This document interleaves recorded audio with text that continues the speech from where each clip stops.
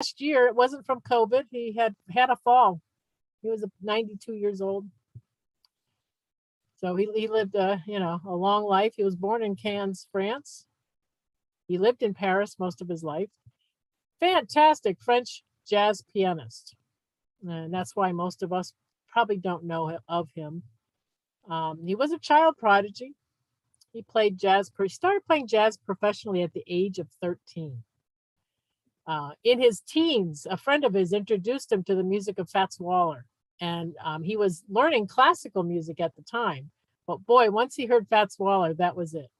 He really got into jazz. And he really idolized Duke Ellington. He did a couple CDs on, there's at least 2 or 3 that he did on Duke Ellington's music. So he really became very infatuated with it. He definitely won several piano competitions when he was in his teens, and made it as his name known as a pianist in France. When he formed his very first ensemble at the age of 18 in 1945. And it was a Dixieland band, really, is what he played, all styles of jazz. So it was a Dixieland band, was his very first band when he was 18, and his first recordings were during that time. So he's done all different styles. He was married for 47 years. His wife, she just died in 2017. They had 2 sons. Where he started coming into play with the United States is when he started doing collaborations with classical musicians of this certain times. This has happened in the 70s. He started with the Suite for Flute and Jazz Piano Trio. This brought him to the United States. This CD here. It was on the Billboard's top 40 for 530 weeks, which is about 10 years. That's a long time to be on the Billboard list. He's written music for over 100 films, including The Holiday and the Joker, the Joker movie that was just a few years ago. He composed music for that. And he's here he is, like in his 90s. He has had 3 Grammy nominations. Really well known in the jazz world. If you were a jazz musician and you were passing through France, especially in Paris, if you were coming through Paris, you would stop and visit Claude. So I'm going to play a little video here so you can get a feel of, here's Claude going into a jam session with his friends.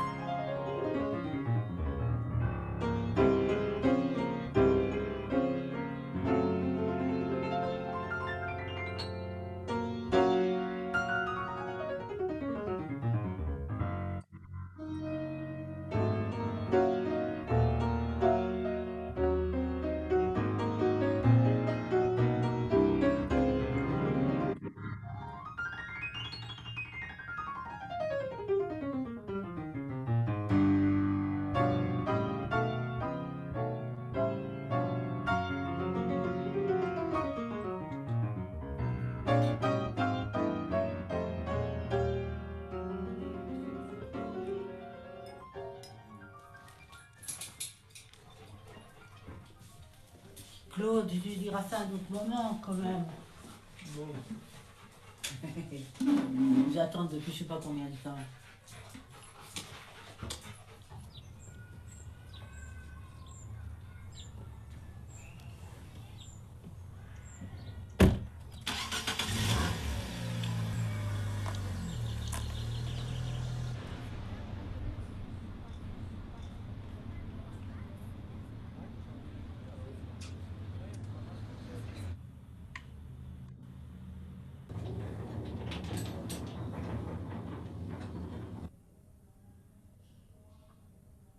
Oh, c'est la place. Je vais prendre le côté. Impeccable.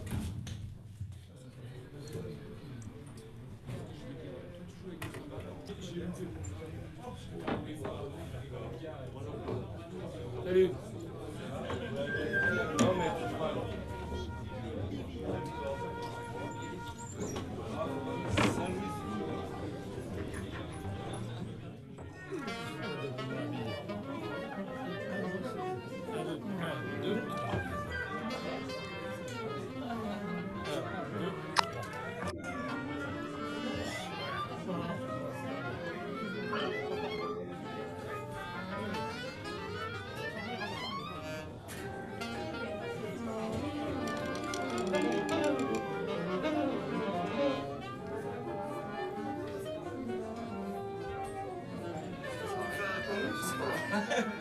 Claude, t'en fais combien? Je suis seul bassiste capable d'arrêter. Faites plusieurs ans. Attends, je vais te dire. C'est noté chez moi.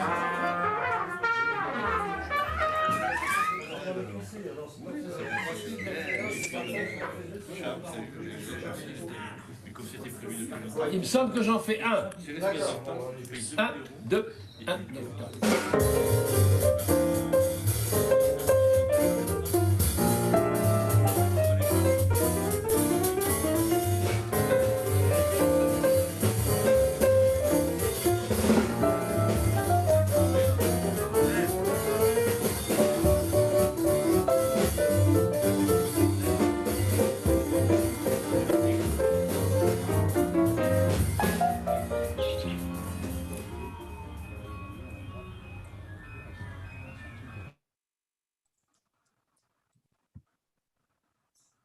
And I'll give you the link to the email at the end so you can watch that in its entirety. It's just a half-hour video if you want to watch of him going about his life.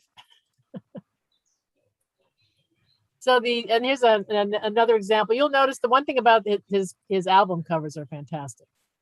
You know, you've got the flute and the piano in bed together here. They're really interesting album covers. Here's an album cover. This is the album he did where he plays Duke Ellington. So he was definitely inspired by him, by Earl Hines, Willie the Lion Smith. All kinds of people wanted to record and perform with Claude. To show you another, here's another one. Here's the concerto for classical guitar and jazz piano. And there they are just hanging out in a little living room, the instruments. So he did a lot of recording and performing in the 50s and 60s. And of course, in France, that's where he made his name with everyone there. In 1975, this is when that suite for flute and jazz piano, he did the collaboration with Jean-Pierre Rampal, who was very famous during that time in 1975. He was the flautist in the world. And so he did actually, I think, 2 or 3 albums with Jean-Pierre Rampal. And that's really that's how he became famous in the United States, because he ended up on the Billboard. He ended up winning, getting nominated for Grammys, and that's where